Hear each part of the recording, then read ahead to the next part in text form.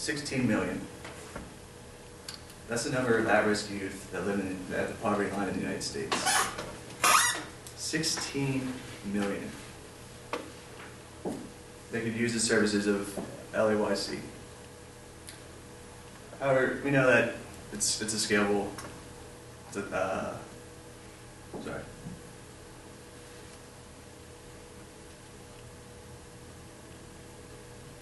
LAYC can't reach 16 million right now, as it is. But today we have a solution that can help leverage your knowledge and expertise in the past 50 years of experience dealing with underprivileged youth that can take it to the national level. And how you do that? Well, the proof isn't in the pudding, it's in your salsa. So, all right, our executive summary aims to do three main things. Validate LAYC's salsa crafting ability. Capitalize on what LAC does best, right? Utilize our content. And establish and implement best practices. Our objectives, which were mainly to define the case, are to define the market, diversify revenue, and volunteer management. I'll talk over to Ted how our unique solution combines the three and unites the public, private, and nonprofit sectors to come together, use their competencies, and drive change. Ted? Thanks, Josh. So the first step of this process is the validation piece. The LAYC knows that it has a winning concept, the driving force of the value provider to the youth in the salsa. And the LAYC knows the salsa of the organization. But now the concept is, can this be adapted? Can this be customized to help other nonprofits operating in the same space? We have a way to do so. The LAYC partners with professional consulting groups in the DC metropolitan area. Think Deloitte, think KPMG, think Accenture. We both bring a unique value. The LAYC brings the PYD and youth curriculum. Additionally, the consulting partners bring the winning methods and delivery systems. Together, a joint pro bono consulting mission is had where training and implementation of the PYD brings immense value to the nonprofit client. But this isn't a handout. This teaches the nonprofit client how to create their own salsa. They become an active driver for helping the youth in Washington, D.C. And in this process, we can aggregate our findings from working with these engagements to really create a source of value through data. Starting with the Efforts to Outcomes initiative, based on the current LAYC data strategy, each engagement allows to build up the ladder and to really get a comprehensive analytical understanding of how this nonprofit space works. We collect data on nonprofit clients, individual youth served, as well as the PYD implementation strategies, what worked, where are the rooms for improvement. This is a continuous cycle: consult, collect, and analyze. Consult, make insights. And with these insights, with this data, impressive, actionable outcomes can happen. And Mark is going to tell us a little bit more about that. Thanks, Ted. In today's digital economy, data is driving enterprises in almost every industry, the nonprofit sector as well. We've seen LAYC become really an agent for change in this industry in their effectiveness metrics. They can understand what programming is working well with their respective individuals and how they can optimize their impact on their communities. This trend has been seen across all industries, and especially the nonprofits. So IBM created social impact management software. IBM is one of our key partners. They seek to serve government agencies, education space, as well as nonprofits. This solution is robust. However, we think that by leveraging our partnership and our data resources, everything that we're able to aggregate through our consulting engagements with these organizations to get a better understanding of what particularly drives these people's best practice, how they can adopt what LAYC has done extremely well for 50 years, and how they've aggregated this data. Their software portfolio consists of 12 modules in this space. They serve people from disability service clients to family impacts, all things that have a common base in understanding youth, understanding people. Those are things that LAYC understands incredibly well, and they have data to back it up. They know how people deal with certain family turmoil, these aspects of that are fairly intangible but can be measured through data and their effectiveness metrics. We think that this provides an excellent opportunity for us to add value by utilizing a module in addition to their current portfolio of 12 that creates something to capture this best practice. We call it EduTrain. EduTrain is this 13th module, which is a capstone that encapsulates everything that we can offer to them in terms of best practice related to this space. Now, as such, this can add an incredible amount of value to IBM's software solutions as they currently exist. We think that this can provide, in addition to a wealth of social impact, by scaling our best practice to people around the country. Think about this. People can't be everywhere, but software can. Software can be leveraged in any space, and this just allows us to reach a far greater amount of people with practices that have been established at LAYC. Now, in exchange for this, in order to sustain our operations, we think it would be well within reason to ask IBM for 3% of the revenue derived from systems that have this module encapsulated into their package. So we're creating a sustainable revenue stream from this, and as part of good faith in this partnership, we would outlay 3% of the cost. We call it the 3 for 3 model, something that organizations are looking to be invested in nonprofits and what drives them as part of broader CSR initiatives. And by leveraging this existing partnership, we can do such a thing and create software that makes the impact magnified across the industry. To summarize, millions will be impacted by this software that we're able to deliver our best practices across the entire industry. People in California can learn from something that's happening in the DC metro area. That's something that hasn't been able to happen so far. Data has always been a driving force for this organization. They're one of the first early adopters to make sure they understood their effectiveness, and it's paramount importance for the rest of the industry to catch up. This is a way for them to do so. And finally, we're driving sustainability for the organization through revenue generation.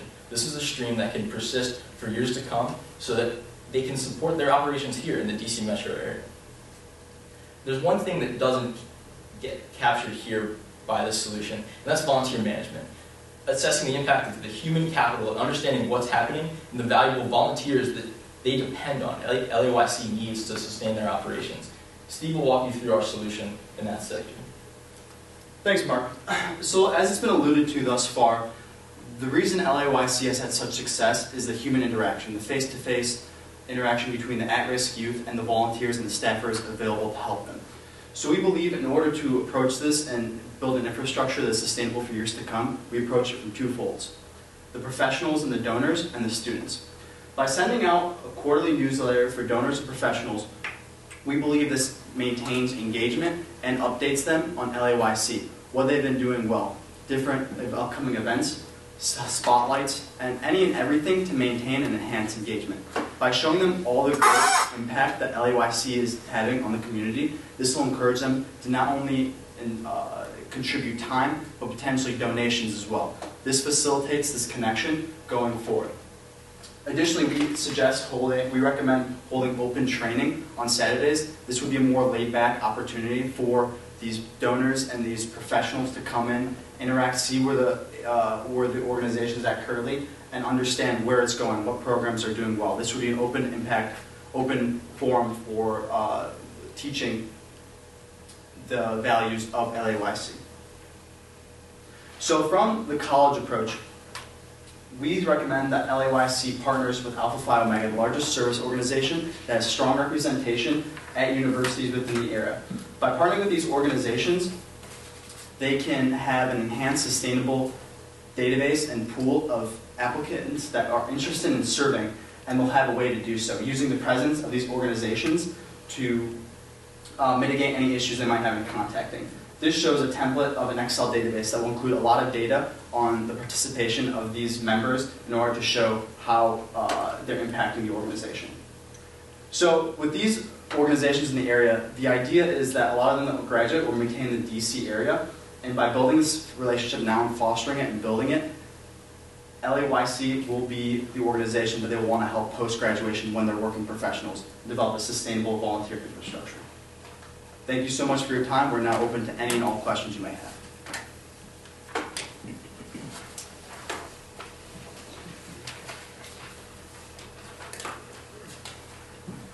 Thank you guys.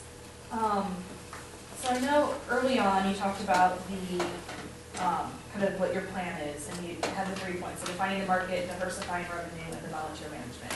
I got a really good understanding of the revenue and the volunteer management. Can you go back a little bit more over the defining the market? Sure, I'll take that one. So, in identifying the nonprofits that could use a consulting-based PYD implementation, we looked at competitors in this space that are offering services to nonprofits that serve similar purposes.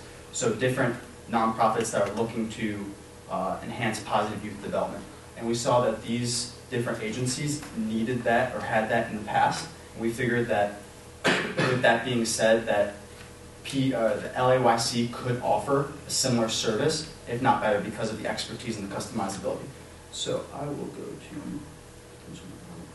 So this is going from Compass Pro Bono, a consulting agency in the DC area, and some of the engagements they went through, they had a list of previous clients they had, and our assumption here is that as a nonprofit with serving in a similar market, they could use the expertise of a LAYC, of the Latin American Youth Center, of their expertise in implementing a customizable positive youth development system.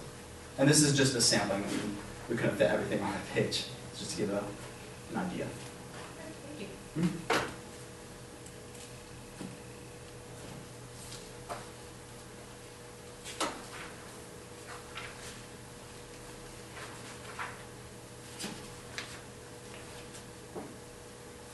Looking at this slide on the process for gathering data and analyzing it, could you throw that up there and walk me through that?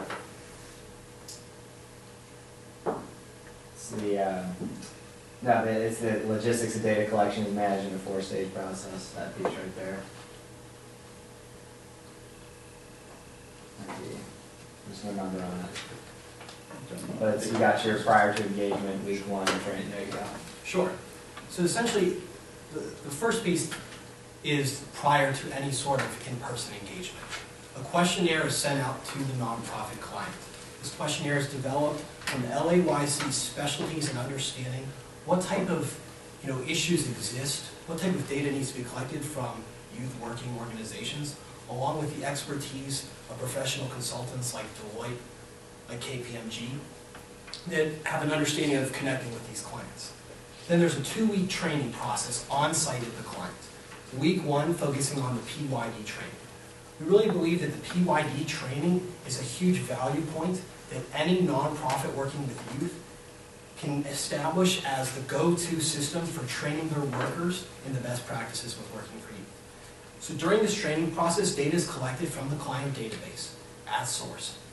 Additionally, on-site interviews are conducted by LAYC consultants. Now, these LAYC consultants is a cross-functional team headed by Susanna, as well as other members of the team with training capabilities, IT capabilities, and even the potential for interns.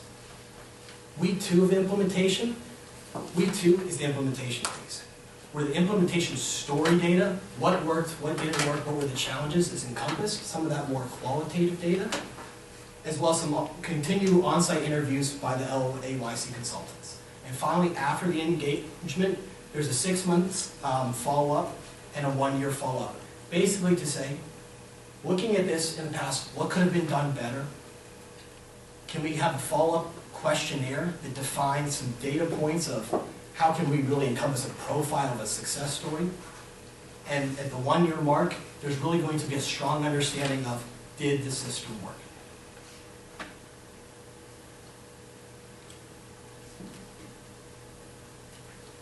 So the service runs in parallel to the partnership with IBM. So how do you envision that that relationship with the developing partner? Is it more like you sell the service and based on royalties, or are you going to be so involved off the ground? So essentially, it's a 2-step process, and I'd like to show this sort of graphic that essentially, with each nonprofit engagement, the level of validation of the PYD system increases to a point where we would feel very confident in saying we meet a point where there's diminishing marginal returns for doing additional engagements. We understand that the system works. And once we get confident in multiple systems, then we move to IBM. Then we partner with this organization and start inputting the data. But the value piece of this is, it's not one has to happen, then the other, and there's no interconnection. Data can be constantly funneled into IBM. It allows for this strong continuous cycle of constant learning. That's some of the power of analytics. It's a system that can continually get better with each piece of data that's inputted, which allows for sustainability in the future. It's not a time X, time Y. It's a timeline of sustainability for as long as is needed. So I actually work with IBM Watson, and this is exactly the kind of thing that we do. And so I'm interested in what kind of variables that you were interested in tracking, if you guys have put any thought into, the specific outcome measures that you'd be targeting. So we actually have a list of variables right here. Now, these range on 3 essential categories. The demographics on the individual youth served. Now, this is a really interesting place for understanding of what is the end goal to serve the youth. So let's understand the youth. Now, the youth can vary based on geographic locations as well as the specific nonprofits. So building a profile of what does the typical youth look like for nonprofit A. And let's see how that profile matches to an understanding of what the nonprofit is, which is the second piece. And finally, the third category of variables tested in this analytics engine would be the implementation of the PYD data. Were we successful? How were we successful? What correlations were there between how this nonprofit looked and how their youth look compared to the success story and strategies for implementation? In addition to that, Ted, most of these metrics here are discrete. They're numerical values that are accessible and easy to get from these individuals. But we also think there's potentially a lot of value in discovering unstructured data that may be available in terms of reports that are on-site, taken in text form, that have a lot of insight and aren't necessarily able to be put into these buckets necessarily. That human interaction element needs to be considered. So we can't boil it straight down to these variables. And an opportunity to create that proxy for the interaction would be through the unstructured data, so we need an understanding of what's really happening. Count me in. Could you guys go over the costs associated with your solution? The benefits of that? Yes, so, yeah.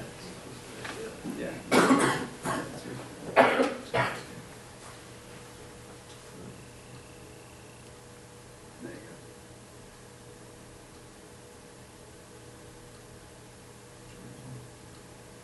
That's right. There we go.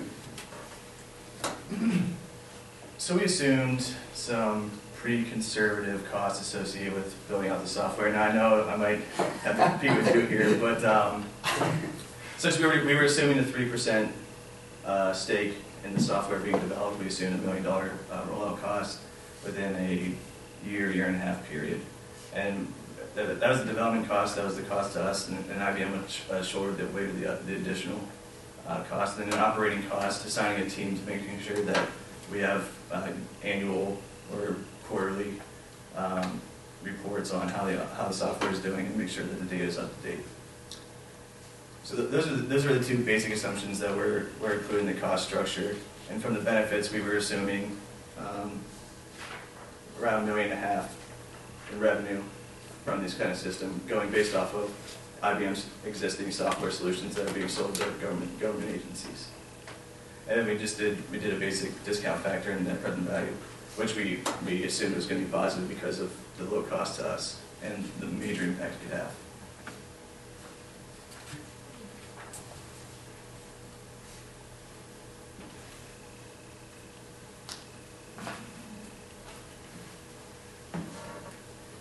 There's less than a minute. If you guys want to go jump to your conclusion, we can move on before we do Q&A.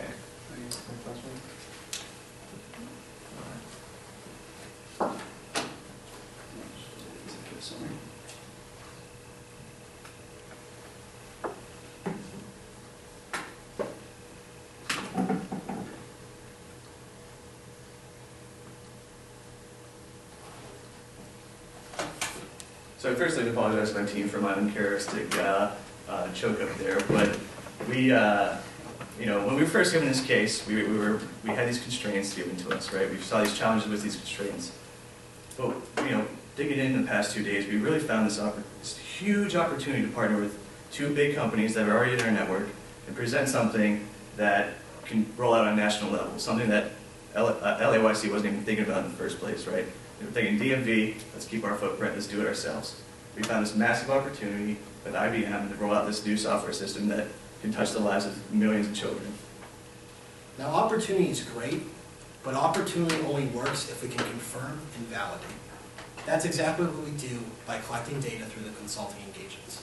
Not only are we bettering the local community in DC and the youth space, but we are establishing, we are building upon the analytics background of the LAYC to build a robust system of data, to validate and prove what we know to be true.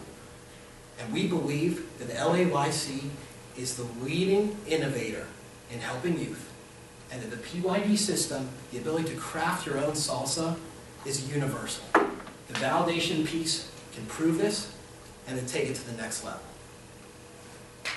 In conjunction with collecting all that data, we were very fortunate to find that one of our strongest partners in the IBM innovator and technology space has already moved down this path, and we can add value to something that they're looking to do and increase their impact in this particular space. We have the data that an organization like them would need to build their models and understand what exactly is happening at the ground level. We can be an input to their system, and it's a symbiotic relationship. We can receive returns that support our operations here in this area, as well as have the potential to impact people across the country. So we are fortunate to understand how that could be plugged into an existing technology platform and move forward in a pretty smooth fashion. I think it's very important to note that at this point we should take a step back from the facts and the figures and the frameworks and everything else associated with finding the solution and come down to the essentials. Latin American Youth Center's goal is to help all these at-risk youth rise above their situation and unlock their potential. We believe that by identifying the environment and these opportunities at hand and these strategic partnerships of combining the resources of an IBM and the expertise and the credibility that LAYC provides, that we can really add value on not only a local scale, but a national scale. So that 16 million figure that Josh spoke of earlier, those 16 million youth at risk, at or below the poverty line, that's a number that LAYC is fighting against. And we believe by leveraging their expertise in this data, that we can make a sizable impact. We can use our leverage and our expertise combined with our resources to fight that number and make it a number of the past. Thank you. Appreciate your time. I know you guys have a long day ahead of you, so thanks again.